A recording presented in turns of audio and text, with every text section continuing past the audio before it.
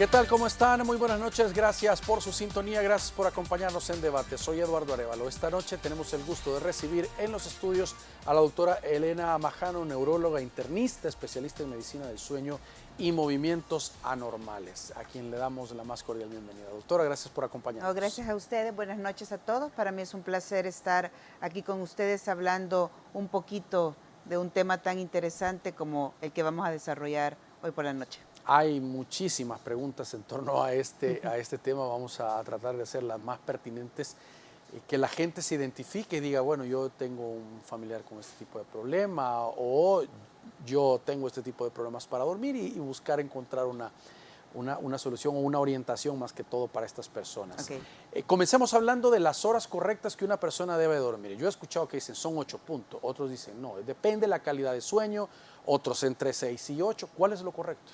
Primero depende de nuestra edad, pero quizás vamos a dejar a lo que es la infancia, es decir, los niños de 12 años para abajo, tienen que dormir de acuerdo las horas de sueño, que pueden ser incluso hasta 12 o 10 horas de sueño, de acuerdo a la edad que tengan, y nos vamos a meter ya en la edad más o menos del adulto joven, es decir, todas personas entre más o menos los 20, 25 años hasta los 65 años, que es cuando comienzan a haber ciertos cambios en los ritmos circadianos y en la configuración del sueño. Todas las personas incluidas, metidas en ese paquetito de los 20, 25 hasta antes de los 65, entre 7 y 8 horas de sueño. Eso es lo que se recomienda, no solamente nosotros los especialistas en sueño, no es lo que dicen los textos, es con lo que se sabe que saludablemente el organismo funciona de una forma armónica con la función cardíaca, digestiva, con la memoria, con la función respiratoria. Pero hay salvedades. Por ejemplo, la Academia Americana del Sueño, en la última clasificación nosotros le llamamos el libro azul de sueño, que es el que nos dicta las pautas, diagnósticos y clasificaciones, clasificó un grupo de personas a los cuales le llamó dormidores cortos. Son aquellos que duermen 6 horas exactas, las duermen de corrido, las duermen profundas, y cuando se despiertan a la mañana siguiente, reparador. El sueño ha sido reparador, como aquel que ha dormido 8 horas. Entonces, el día lo pasan con motivación, con buen humor, con energía, no necesitan siestas, no necesitan 4 o 5 tazas de café para arrancar. Entonces, esas personas que no cumplen el gold estándar, que son las 7 u 8 horas, no se consideran insomnes, se consideran bajo esa clasificación que apareció en el 2014 con el término de dormidor corto. ¿Cuáles son las etapas del sueño? A grosso modo se divide el sueño en 2 grandes bloques y se divide de acuerdo al movimiento o no de nuestros ojos con los párpados cerrados. Así es, se divide en sueño no mor y sueño mor. El sueño no mor es el sueño de no movimientos oculares rápidos. Mor significa eso, movimientos oculares rápidos. Entonces, este sueño no mor se divide en etapa 1 de sueño, que es la etapa introductoria, es el cabeceo. Cuando una persona está al volante, cuando una persona está esperando en una sala de espera, valga la redundancia, y hace esto, esta es etapa 1 de sueño. La etapa 2 de sueño, que también es superficial, pero un poco más profunda que la etapa 1, es aquella que muchas veces se caracteriza porque estamos en la cama y damos un salto dentro de la cama y sentimos que nos vamos a caer, pero no nos despertamos. Como que se sale el alma, dice la gente. Como que se sale el alma, pero eso tiene su nombre, se llama mioclonía hípnica. Mioclonía es un movimiento brusco, involuntario, e hípnica viene de hipno, sueño, mioclonía del sueño. Y la tercera etapa de la primera etapa de sueño REM, de sueño no REM, es la etapa de onda delta, el sueño profundo, el sueño reparador, ese sueño en donde nosotros bajamos frecuencia cardíaca, respiratoria, respiración, la digestión se para, en donde estamos como hibernando, cargando la batería para la mañana siguiente. El cerebro no se apaga, ¿verdad? El cerebro jamás se apaga. Por muchos años se creyó, por muchos años. La medicina del sueño como una subespecialidad tendrá unos 35 años, nació en Stanford, en Estados Unidos, y antes de que hubiesen especialistas en medicina del sueño, se pensaba que durante el sueño el cerebro dormía. No, durante el sueño el cerebro se nutre, el cerebro afianza memoria, controla las emociones y nos protege para que a la mañana, hace funciones que nos protegen para que a la mañana siguiente nosotros seamos capaces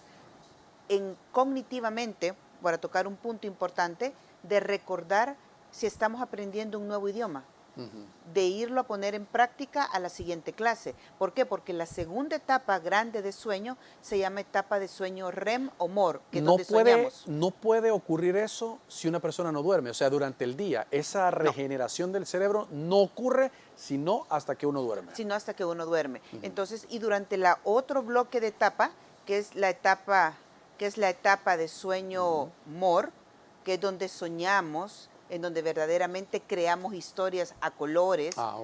Ese es el lavadero emocional nuestro. Si la etapa de sueño profundo es la etapa donde nuestro cuerpo descansa, la etapa de sueño MOR, donde soñamos, es la etapa donde nosotros lavamos las emociones, en donde nosotros afianzamos memoria y conocimiento. Entonces digamos que el sueño a grosso modo se divide en etapa 1, etapa 2 y etapa 3, y luego viene la etapa 4, que es la etapa de sueño MOR, donde soñamos. Ahora, doctora, en cuanto específicamente a la tecnología, ha contribuido, se hablaba desde la televisión, que decían, la gente que pasa mucho tiempo en la noche y le cuesta dormir. Ahora con los celulares ya ni se diga, han venido a generar una distorsión muy grande en el tema del sueño. Sí, así es. Es más, la televisión dejó de ser un problema, creería yo, hace unos 6 años, porque el advenimiento de las tablets y de los dispositivos móviles le robaron protagonismo a la televisión. Ahora que una persona tenga el televisor en su cuarto ya no es causa de insomnio ni de retardo, es tener la tablet y tener el dispositivo móvil a esta distancia, no al fondo de la habitación, como está la televisión, y estar en los streamings, viendo series, viendo películas. Antes se hacía, algunas personas conservan eso, que también es malo, se jugaba mucho en las tablets o en los teléfonos. Ahora ya no se juega, ahora se ven los streamings porque estamos bombardeados, que son muy buenos, han venido a cambiar la distracción, el tipo de, incluso las reuniones, hay muy buenos documentales, pero no en la noche, no después de las 10 de la noche, porque eso conecta el cerebro tiene que tener condiciones naturales que hagan que nuestra melatonina, la que nosotros producimos, se libere más o menos ahí en dosis importantes tipo 8:30, 9, y que nos mande a la cama con sueño 9:30, 10. Eso es idílico ahora porque la mayoría de nosotros bloqueamos nuestra melatonina exponiendo al cerebro a una luz y a un contenido tan excitante para nuestras neuronas que es imposible que ellas piensen en dormir cuando están totalmente insertas en el 5.º episodio de la 2ª temporada. Entonces, claro que sí ha venido a ser algo disruptivo, no solamente para los adultos, sino que sumamente alterando las buenas rutinas de sueño en el adulto y en el niño. Las buenas, digamos, hábitos del sueño, ser así estricto, funciona, es decir, tener un hábito de decir, yo me acuesto a las 9 de la noche todos los días, yo no llevo nada a la cama y me levanto a la misma hora, o sea, acostumbrar al cuerpo a decir, en la cama no voy a ver televisión, no voy a estar comiendo, o sea, en la cama llego a dormir a tal hora y me levanto a tal hora. ¿Ser así tan rígido funciona? La rutina de sueño, tener rutinas de sueño es la pieza fundamental para no tener, vamos a hablar de insomnio, como uno de los 115 trastornos o 120 trastornos del sueño, vamos a tomar el insomnio. Las rutinas del sueño son el pilar fundamental para que nosotros podamos conservar nuestro ritmo de sueño, pero tampoco están escritas en piedra, tampoco es que no sean flexibles. Por ejemplo, no todo el tiempo nos vamos a poder acostar a las 9 de la noche, ya sea por el tráfico, ya es por algún inconveniente, porque tenemos que terminar algún trabajo, pero nosotros siempre tenemos o siempre deberíamos de tener, y ahí sí hay poca flexibilidad, un horario, uno de los 2 horarios fijos, o el de acostarse o el de levantarse. ¿Por qué? Porque la mayoría creo yo que tenemos el horario de despertarnos fijo. Entonces no podemos modificar nada desde la hora que nos despertamos para allá, pero sí para atrás. Correcto. Entonces es por eso que al tener un horario fijo, muchos de mis pacientes me dicen, doctora, yo trabajo por la tarde, yo estudio por la tarde, y eso es quizás uno de los estilos de vida más proclives al insomnio, a romper los ritmos de sueño, cuando no tenemos un horario fijo al cual levantarnos por la mañana, porque por ahí un día nos acostamos a las 10:30, 11, pero mi hora de dormirme es a las 10, sé que voy a dormir poco, pero sé que ese día fue especial, pasó algo puntual, pero tengo un horario fijo. Entonces, si podemos tener ambos horarios fijos para poder dormir y cumplirlos en el 80% de las noches, pues está perfecto como rutina de sueño. Pero si no se puede tener por la vida que pasa por encima de nosotros y no nos permite mantener un horario fijo para dormirnos, sí yo les aconsejo, les sugiero que por lo menos el horario en que se levantan sea fijo y que cuando estamos de vacaciones o cuando llegue el fin de semana, solo retrasemos ese horario 2 horas. Es decir, que si usted se levanta de lunes a viernes a las 5 de la mañana, sábado y domingo se levante no más allá de las 7 o de las 7:30, porque si duerme más le va a doler la cabeza y el sueño no va a ser reparador y va a tener pesadillas o sueños muy vívidos en esas horas que está forzando más a dormir al cerebro cuando usted viene 5 días a la semana despertándose a las 5 de la mañana.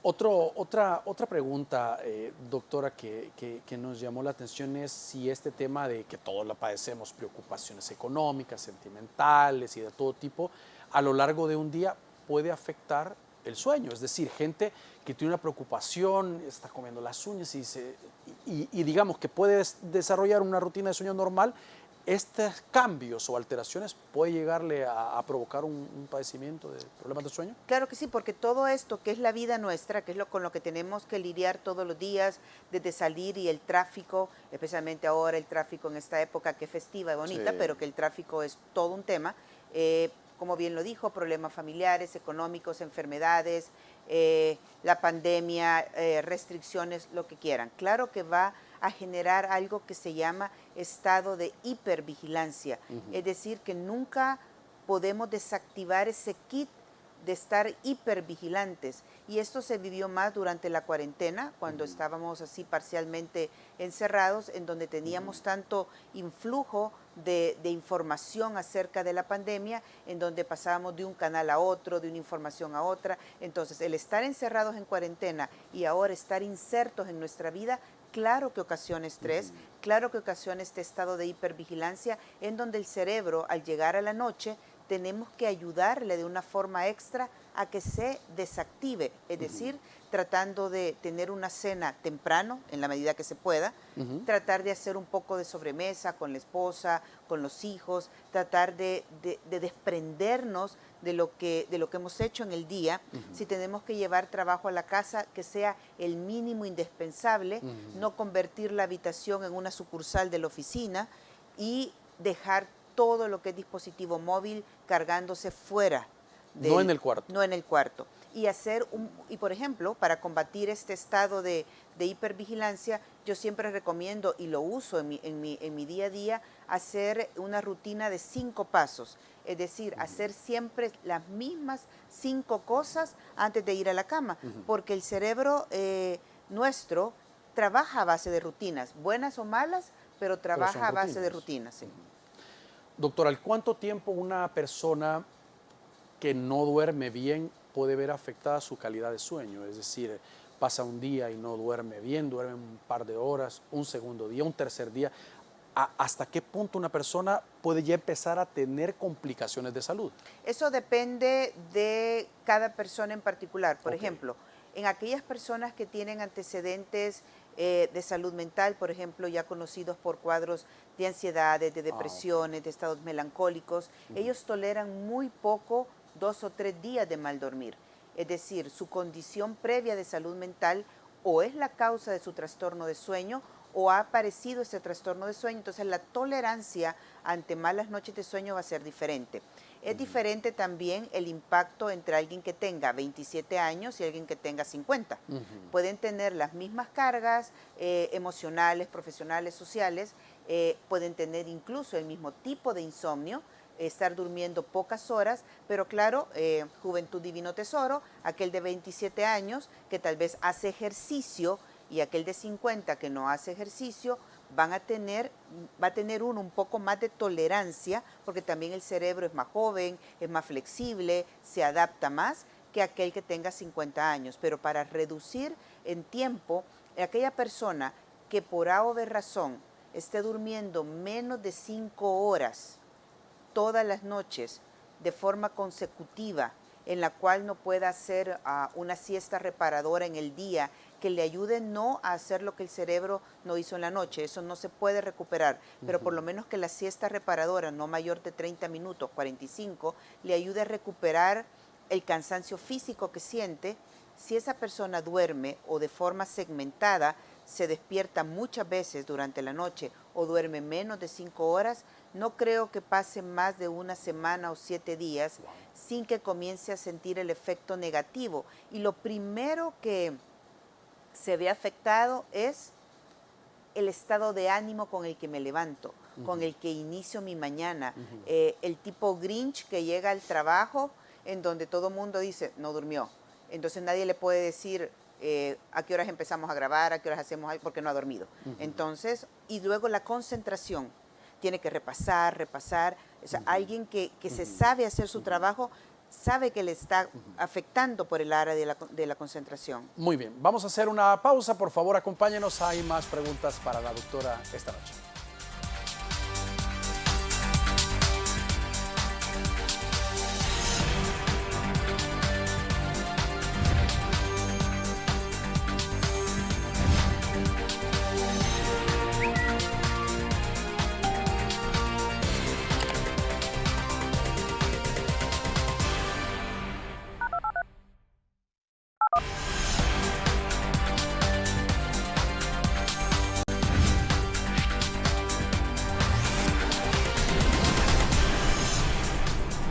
Muy bien, gracias por continuar con nosotros.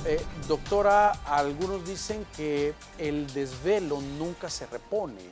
Es decir, mucha gente que tiene actividad nocturna, que trabaja en la noche, dice yo duermo en el día y yo repongo ese sueño. Otros dicen, ese sueño nunca se repone, siempre va a tener una afectación en el organismo. ¿Es cierto o no es cierto?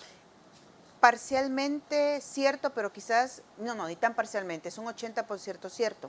Por ejemplo, en personas que tienen trabajos nocturnos, en donde la finalización de su tarea o de su jornada laboral es siempre 11, 12 de la noche, aunque ellos entren a trabajar a las 3, 4 de la tarde, ya se comieron una enorme parte del sueño profundo. ¿Cómo así?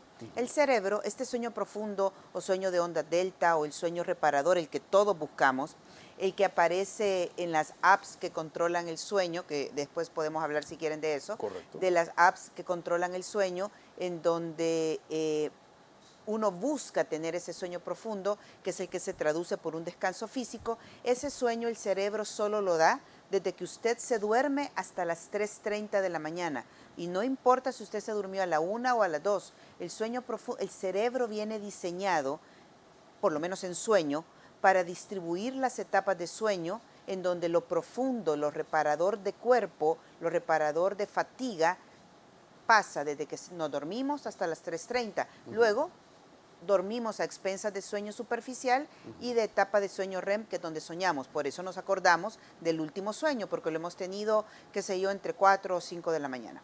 Entonces, aquellas personas que por su trabajo o sí, porque por los estudios uno está más joven y puede recuperarse, porque uno sabe que en la universidad o en la carrera por ahí se tiene que develar un poco más o develar bastante. Pero aquellas personas que tienen trabajos nocturnos, es verdad, lo que el cerebro no hace en esas etapas, no lo va a hacer mientras usted esté dormido en el día. En el día el reposo para el organismo, el corazón, la parte digestiva, la cardiovascular, la cerebral, viene bien.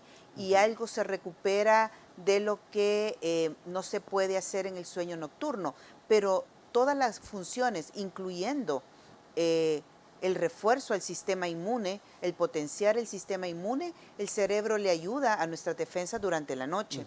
Y también durante la noche, en esa etapa de sueño profundo, el cerebro pone en marcha el sistema de limpieza cerebral, el tren de aseo de nuestro cerebro, donde todas las toxinas se eliminan, solo pasa en la noche. Y solo pasa entre las 12 y entre la 1 y las 3:30 de la madrugada. Ese sistema en el cerebro se llama sistema glinfático, parecido al lin, pero glin, de glía. Glin. Y nos limpia de las toxinas y limpia a las neuronas y a las conexiones neuronales de las toxinas.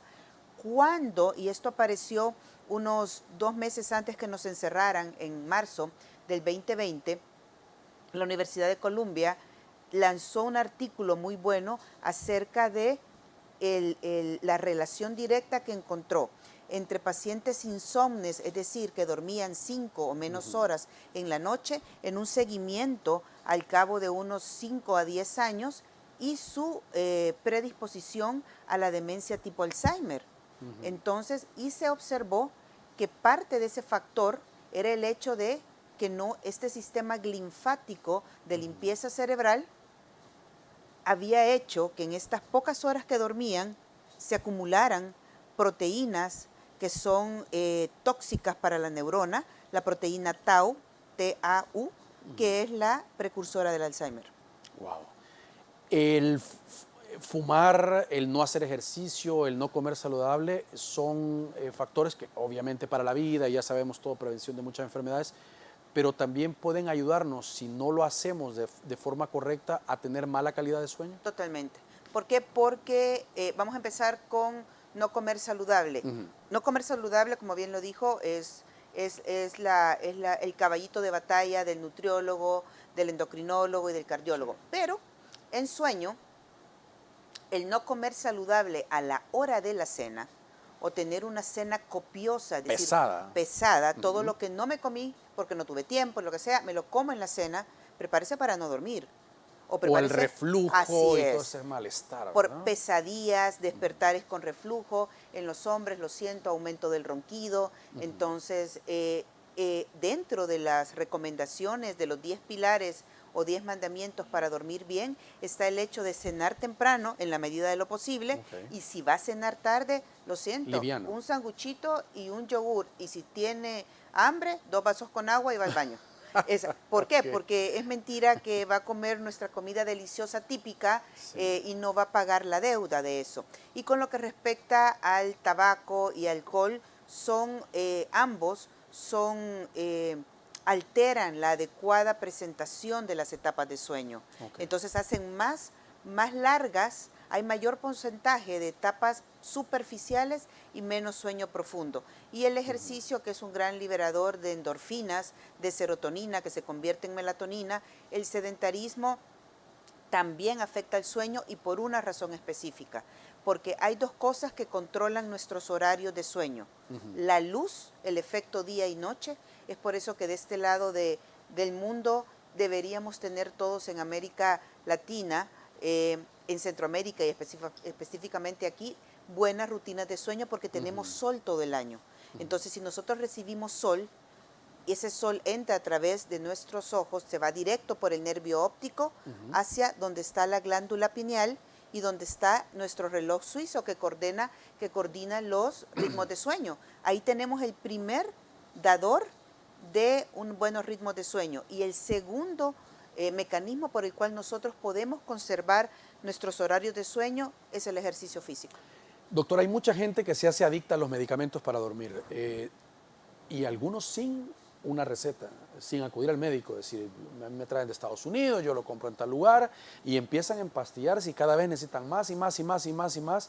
Eso es un problema. Sí. Hay varios tipos de paciente en ese caso. El paciente que tiene un insomnio puntual, mire, me estoy cambiando de trabajo, me estoy separando, mi hijo se fue a estudiar afuera, mi papá está enfermo, o sea, que tiene un agente estresor puntual.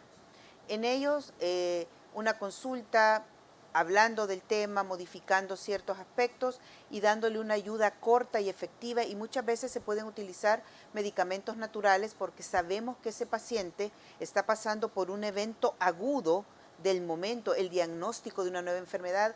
Muchos pacientes, cuando les diagnostican diabetes, hipertensión, existe como un efecto de estrés postraumático, y es normal y esperado. Entonces eso puede dar un insomnio agudo. Claro que lo podemos ayudar con un tratamiento supervisado, puede ser un tratamiento natural, corto, abreviado, y cuando él comience o ella comiencen a dormir mejor, obviamente van a y a cambiar cierto estilo de vida. Por ahí no les vamos a solucionar el problema, pero los vamos a acompañar en el tratamiento de ese estresor agudo. Luego están los pacientes que usted mencionaba, más que todo son pacientes que crónicamente, es decir, que tienen más de 3 meses, la mayoría, de presentar un trastorno de sueño, que nunca han consultado y que se automedican, y que también a la par de esa cronicidad del insomnio, abajo de eso, si uno comienza a escarbar un poco, hay cuadros de depresión, hay cuadros de ansiedad, hay estrés postraumático, hay una condición de salud mental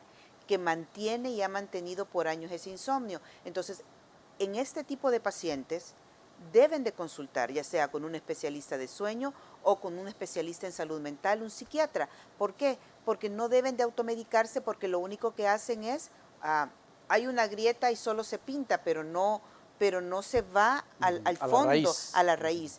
Y hay algo muy importante, desde hace más o menos unos 10 o 15 años en el país, la medicina del sueño ha avanzado mucho.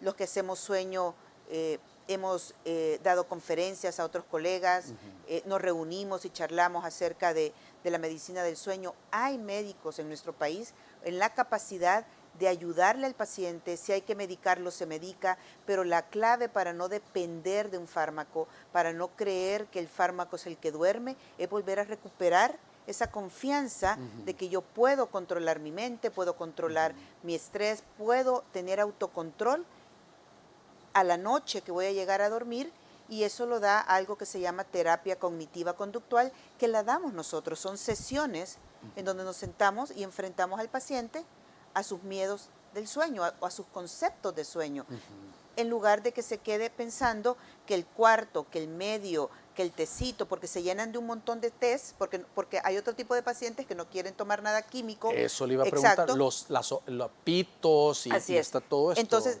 está bien, por ejemplo, el pito debería de hacerse un estudio acerca de esa potencia que tiene el pito, pero ojo, si usted tiene un estrés enorme, si usted tiene un problema enorme, se va a tomar una cantarada de pito, de té de pito, y se va a terminar yendo 5 veces al baño en la noche.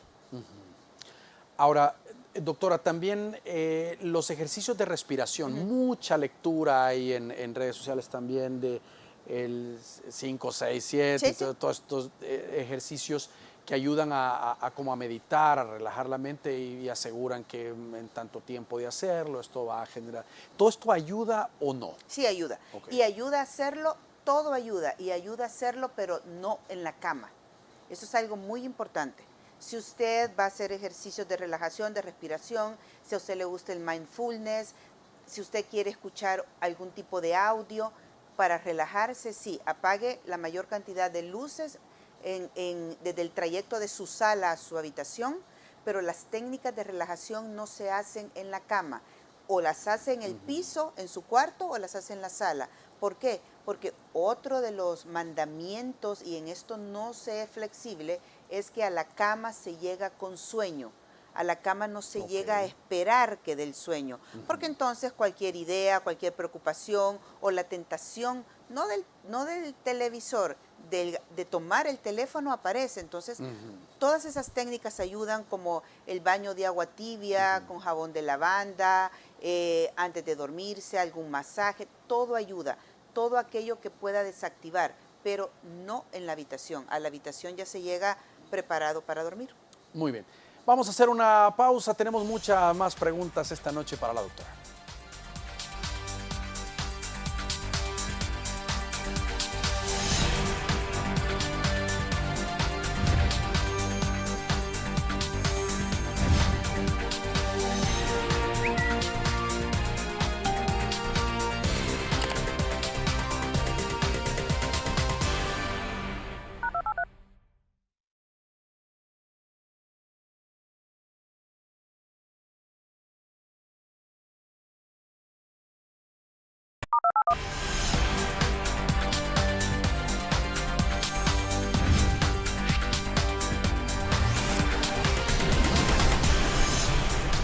Muy bien, gracias por continuar con nosotros. Doctora, esto de los relojes, las bandas, los celulares que tienen aplicaciones específicas que dicen que miden la calidad de sueño, los movimientos y todo esto, ¿realmente sí puede abonar? O sea, ¿son lecturas certeras las que realizan o no? Con respecto a las apps, al principio, en medio de nosotros los especialistas, hubo como un pequeño rechazo a la app de sueño por una razón que sigue siendo válida. Y es que el paciente no debe pensar que durmió bien porque la app se lo dice. Okay. La app, como toda la tecnología que es buena, que es pro humanidad, tiene una sensibilidad y una certeza, dependiendo del tipo de app, ya voy a hablar de eso, más o menos de un 70 a un 75%. Para un especialista de sueño, la app nunca va a ser mejor, el resultado de la app al final de la noche nunca va a ser mejor que el que me diga el paciente, dormí 5 horas, esta cosa dice que tengo un sueño del 55, pero yo me siento bien descansado. No hay. Pero sí debo admitir que buenas apps, ¿cuáles son las buenas apps? Aquellas que tengan, que puedan registrar, porque todo eso se hace en base a movimiento corporal, Okay. que pueda registrar cuando el paciente está despierto, cuando el paciente está en sueño ligero o superficial, cuando el paciente está en sueño profundo, cuando el paciente se despierta o los despertares intrasueño y cuando pueda también visualizarse la etapa de sueño REM. Esas apps que tienen estas 5 formas o estos 5 datos nos ayudan mucho cuando el paciente viene en la primera consulta. Yo siempre les digo que me manden un registro de una semana antes, porque puedo tener, más allá de lo que me dice el paciente, que es vital, lo que él me dice de su sueño, pero yo puedo corroborar cómo se comporta su sueño en una semana, porque así, de esa manera, 2 cosas. Uno, empezamos la terapia cognitivo-conductual y le empiezo a preguntar cuáles son las razones de su despertar, de su inquietud y todo, pero también si necesito poner algún fármaco por un tiempo determinado, yo voy a tratar también a través de la app, cuando lo vea 3 semanas después, que me mande un registro de los últimos 5 días y cómo yo he modificado. Yo creo que esto no es medicina basada en evidencias, vea, para nada, pero sí debo de reconocer que cuando el paciente que cree que no va a dormir, que cree que no está durmiendo, entra en un tipo de tratamiento con un especialista del sueño, podemos contar con la tecnología, no en contra, como aquel teléfono que nos quita, Sí. que nos quita la melatonina, que nos roba la melatonina y nos da insomnio, cuando podemos utilizar las apps de una forma guiada, explicándole al paciente cuál es la representación y la validez y cómo podemos tratarlo después y que él se siente mejor y ve que su app refleja que también está mejor, es cuando hemos conseguido el perfecto balance entre lo que el paciente experimenta y los datos que una app, que aunque es muy buena, pero no es del todo sensible, nos puede dar. ¿Es recomendable hacer siesta o no? Dependiendo.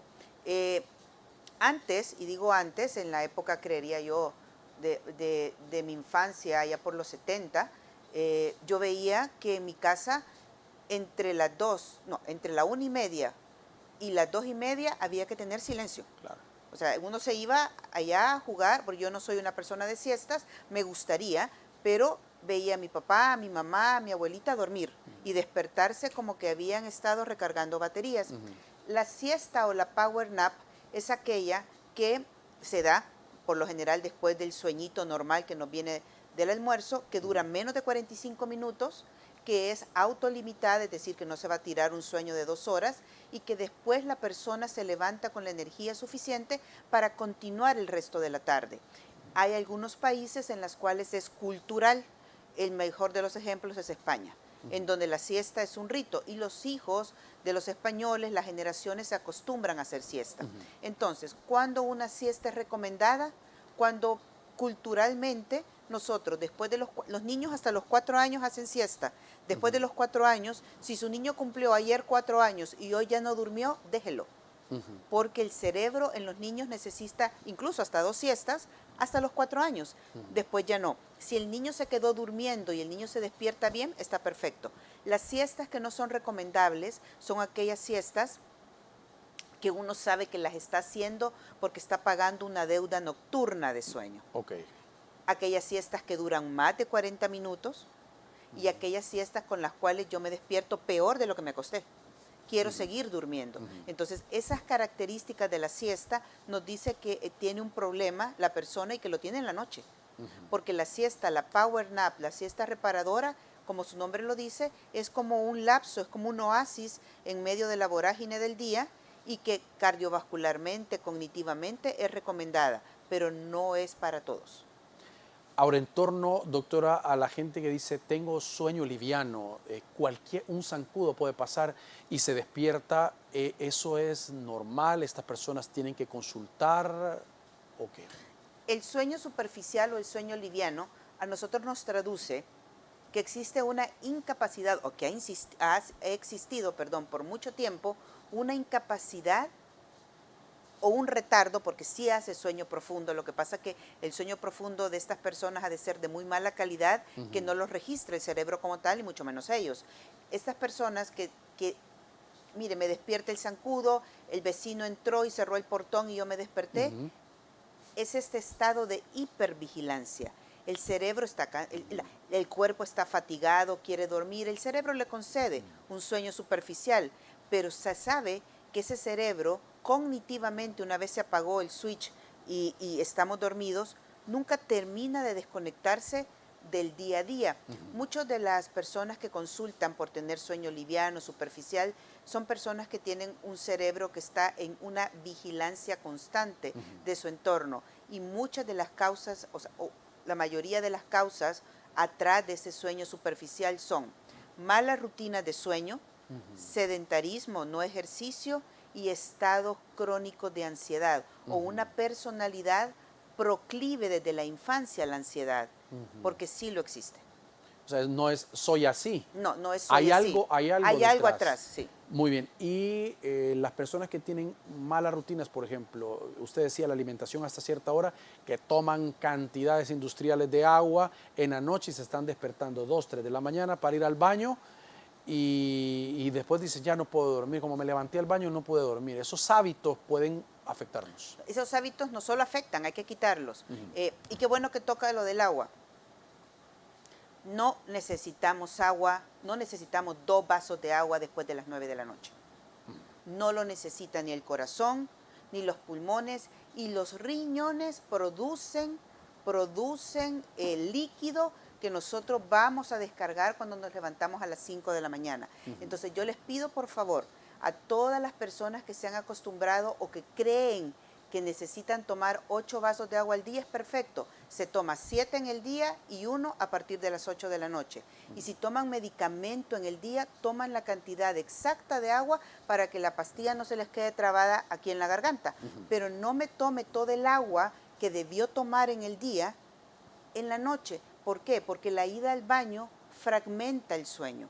Y es ahí nosotros mismos estamos auto boicoteando nuestro buen dormir por una creencia errónea en donde pensamos que antes de dormir necesitamos 2 vasos con agua, cuando no es así. Otros dicen que el que no sueña es como que no ha dormido bien. Sí y no, todos soñamos. O sea, ¿cuál es la gracia o la magia del soñar? 2 cosas, que no nos acordemos del sueño, o que sí nos acordemos de un sueño y que si usted se encuentra a su esposa, se lo cuenta mientras desayunan, pero si almuerza con un amigo, fíjate que ayer, hoy para amanecer, hoy tuve un sueño y yo andaba una camisa y ya no se acuerde a las 2 de la tarde si la camisa era blanca o era roja. Esa es la forma normal, o que no nos acordemos de los sueños. ¿Por qué? Porque hemos hecho un muy buen sueño REM, hemos lavado emociones, hemos sido creativos durante ese sueño, pero el cerebro nos brinda esa parte de no recordarlo del todo, pero hemos hecho esa etapa. Y las personas que tienen estas apps pueden darse cuenta porque me dicen, doctora, yo nunca sueño, pero según la app, yo tengo 4 etapas de ese sueño. Es que las tiene. Esa etapa de su sueño está bien. Pero no se acuerda. Pero no se acuerda. Y luego tenemos los sueños de los cuales nosotros nos acordamos, que han sido buenos sueños, que no hemos querido despertar, que tenemos el sueño muy, muy detallado en las primeras horas de la mañana, pero ya para las 5 de la tarde hemos perdido cierto detalle. Esa es otra forma también que tiene nuestro cerebro de ir lavando en positivo las emociones. Y luego aparecen los sueños vívidos, que son negativos, las pesadillas, Sí. o los sueños muy estructurados, que también esos le quitan la calidad al sueño. Muy bien. Vamos a hacer una nueva pausa. Por favor, acompáñenos. Ya regresamos.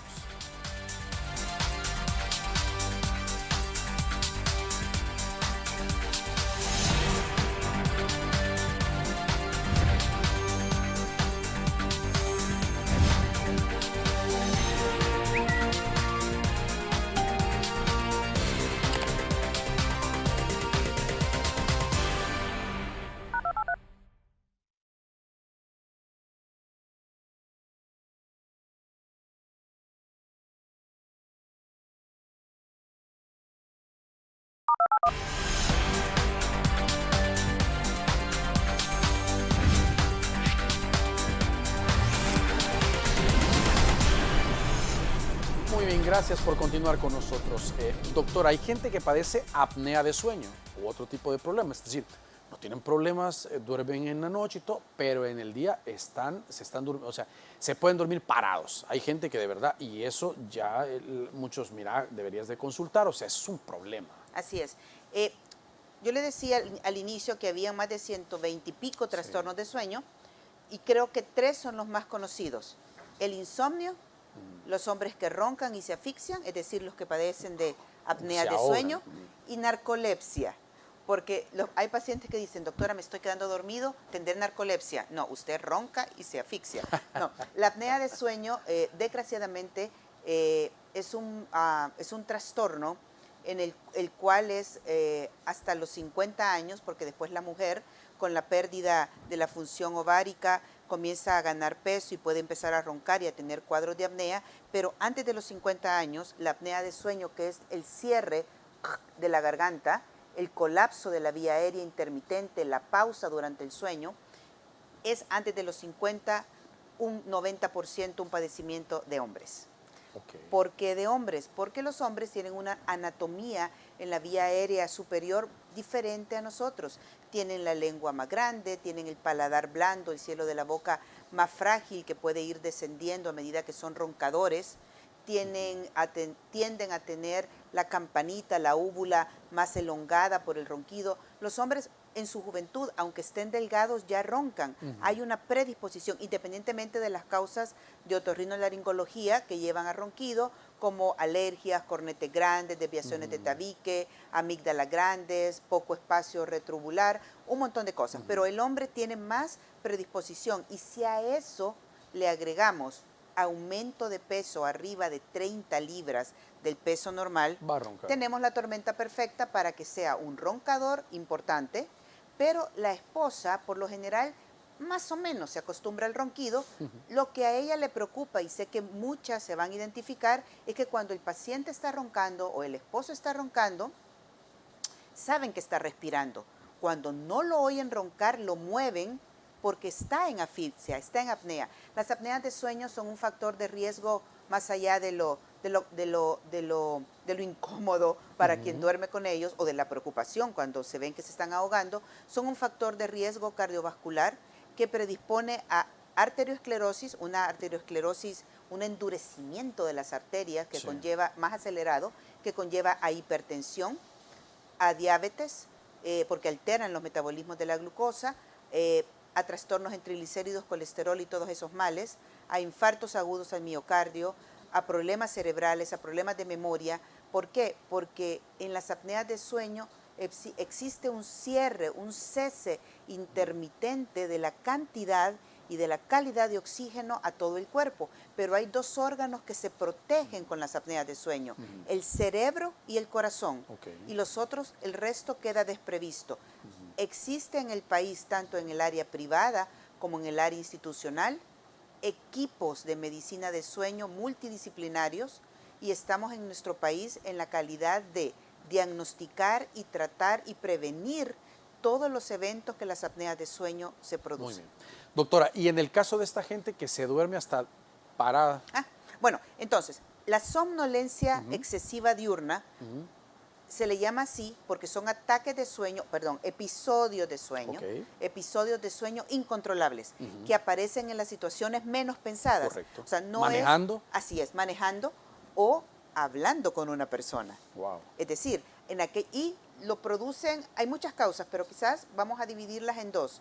En los roncadores que se asfixian, estos roncadores que tienen apnea de sueño, son esas personas que van a dejar a los chicos al colegio, regresan o ya van para el trabajo y se quedaron dormidos en el semáforo. Y que se despiertan porque el de atrás pensó que le había dado un infarto y le fue a tocar la ventana, pero como la situación en este país es tan terrible, no le abre la ventana y ya se creó un caos y lo que había pasado era que se durmió. Ese es un relato de la vida real. Sí. Vea, entonces, y los otros son los narcolépticos. Son personas que tienen que no roncan, no se asfixian, no tienen insomnio. Ellos tienen a nivel del hipotálamo, una estructura en nuestro cerebro, una deficiencia en unas neuronas, neuronas que se llaman orexinas. Ellos nacieron así. Son personas que no tienen ningún problema para dormir en la noche, pero que durante el día tienen ataques de sueño. Son personas narcolépticas, no se cura, pero el 90% se trata. Entonces, ante una persona que se duerme hablando con el jefe a las 8 de la mañana en una reunión, que se duerme manejando en las primeras horas, que se duerme en una piscina, que se duerme en un concierto con la bocina acá, que uno dice, es imposible que se haya dormido. Atrás de eso puede haber o una severa apnea de sueño o un cuadro de narcolepsia, que es lo que pasa, no diagnosticado, porque las personas con insomnio no se andan durmiendo. Las personas con insomnio están distraídas, desconcentradas, fatigadas, de mal humor, irritables e impulsivas. Los apnéicos, los que se asfixian, y los narcolépticos, no, están más o menos pasivos, pero se duermen en la primera oportunidad que tienen. Ahora, hay un tema con los adultos mayores también que hacen muchas siestas durante el día y después no pude dormir anoche. Y es como, hey, pasaste dormido en la mañana y en la tarde también, pero ese es un problema para ellos. Con respecto al adulto mayor, hay que entender cómo cambia la capacidad para poder dormir. En el adulto mayor, en nuestros adultos mayores, ellos no pierden el deseo por dormir y descansar. A ellos lo que les pasa es que nos va a pasar a todos, es que las estructuras que generan el sueño en nuestro cerebro comienzan a envejecer con ellos. Entonces, ¿qué es lo que se hace con el adulto mayor? Lo primero que se hace es que se les programan esas siestas. Es decir, nosotros tenemos un sueño que tiene solo una fase, que es nocturna. A ellos le hacemos un sueño polifásico. O sea, le explicamos a los hijos, le explicamos al cuidador que lo deje dormir una siesta de 40 minutos después del desayuno, porque le va a dar hambre, le va a dar sueño, perdón, que lo deje dormir una siesta de 30 minutos a 40 después del almuerzo y luego que lo meta a hacer actividades de memoria, alguna fisioterapia en la tarde, que cene temprano. Y como la mayoría de nuestros adultos mayores viven con nosotros, hay algo muy importante, introducirlos en nuestra sobremesa, hacerlos partícipe de nuestro día, hablar con el abuelo, hablar con la abuela. ¿Por qué? Porque si no ellos se van a ir acostando a las 7 de la noche, a las 2 de la mañana van a estar despiertos. Claro. Y eso es normal. Entonces, en el adulto mayor, ojo, hay momentos en los cuales hay que medicar, porque en ellos también tienen otras condiciones médicas que les puedan dar insomnio, pero quizás una parte que es solamente rutina de sueño es programarles siesta durante el día y a la noche tratar, cuando viven con nosotros, de incorporarlos a nuestras actividades, a nuestras pláticas, conversaciones, que hagan ejercicio, que tengan algún tipo de estimulación cognitiva, de memoria, para que ellos vayan buscando camita 8:30, 9. Probablemente no van a dormir más de 6 horas, pero es diferente tener al abuelito tranquilo en la cama que tener a la abuelita haciendo el café a las 3 de la mañana y haciendo ruido. Doctora, y en el caso de las personas, está el grupo de los sonámbulos, pero está un grupo de la gente que habla dormida y que platica y como que estuviese despierta. ¿Eso es un problema? Eso se llaman parasomnias. Parasomnias son conductas que van a la par del sueño, pero que no son normales. Las parasomnias aparecen en las primeras, ese tipo de parasomnias se llaman parasomnias del sueño no MOR. Es decir, son trastornos de sueño que aparecen desde que nos dormimos hasta como más o menos las 3 de la tarde, las 3 de la mañana, perdón. El sonambulismo es una parasomnia de niños, de la niñez. Los que hemos sido sonámbulos y que se nos ha ido naturalmente, o aquellos que nuestros tíos, y ahí, bueno, no sé si me verá mi tía, pero la forma en que ella a los 3 años me quitó esos episodios, siempre la cuento en mis charlas, porque fue una forma bastante interesante. Por eso le digo a los papás, los niños que son sonámbulos, no se asusten, no tienen ningún tipo de trastorno neurológico, no. El sonambulismo es hasta cierto punto una parasomnia que se presenta hasta los 7 u 8 años. ¿Qué hacer en una etapa de sonambulismo o en un momento de sonambulismo de un niño? Llamarlo por su nombre, o utilizar un monotono, una voz tranquila, decirle, qué sé yo, Javier, vamos a la camita, ¿qué anda buscando? Porque le contesta. El estado de sonambulismo es un estado dual, en donde la mitad del cerebro está dormida y la otra mitad, que es la motora, la que ejecuta, no tiene ningún problema. No me despierte el niño con gritos, no se va a volver loco, no se va a volver epiléptico, pero sí le va a generar ansiedad. Entonces, tal vez a la noche siguiente el niño no se iba a levantar, pero como ya quedó aprensivo de que algo hago en la noche, entonces no me le grite al niño, llévelo a la cama de regreso y no hable con él del evento. Solamente si se repite muchas veces durante el mes, ¿cuántas veces? Entre 5 y 6 episodios durante el mes, consulta a su pediatra y el pediatra sabrá referirlo a un especialista de sueño. Y en el caso de los adultos que le decía, pero que hablan, o sea, los platican. adultos es otro tema. Todas estas el sonambulismo no debe de aparecer ni en la adolescencia ni en la edad adulta. Y si aparece, eso tiene solamente 4 razones, más o menos. Alcohol, drogas, desvelo y mucha ansiedad. Mucha ansiedad.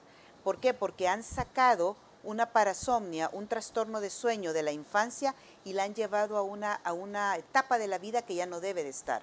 Entonces, el desvelo, el uso de drogas, el uso de alcohol, las malas rutinas de sueño y la ansiedad traen el sonambulismo a la edad adulta. Hablar dormido en medicina del sueño también es otra parasomnia, se llama somniloquia. Y eso lo hacemos bajo situaciones de estrés, bajo situaciones de malas rutinas de sueño. El paciente que cena tarde y cena pesado va a estar hablando, y va a estar hablando del trabajo y va a estar dando órdenes. Durante la cuarentena también se vieron muchas parasomnias, como el sonambulismo, el hablar dormido, la somniloquia, las parálisis del sueño, que son de las parasomnias más aterradoras para la persona, porque la persona está dormida, se despierta y se da cuenta que no se puede mover, que lo único que puede hacer es abrir los ojos y de paso siente la presencia de algo en el cuarto, o se ve flotando en el cuarto, o ve a alguien en el cuarto. Eso se llama parálisis de sueño. Eso también se vio mucho por este estrés de la pandemia. Eso es común en los adolescentes, pero no es común en los niños ni en nosotros los adultos. Pero este estrés agudo, continuo que ha traído la pandemia por COVID-19 ha sacado del baúl de los recuerdos no gratos, claro, muchas parasomnias a raíz de nuestro estado de hipervigilancia. Muy bien. Doctora, gracias por acompañarnos y compartir su conocimiento con los televidentes. Gracias a ustedes por la invitación y tengan todos muy buenas noches. Gracias a ustedes por su sintonía. Que descansen su cita con nosotros el día de mañana. Los esperamos.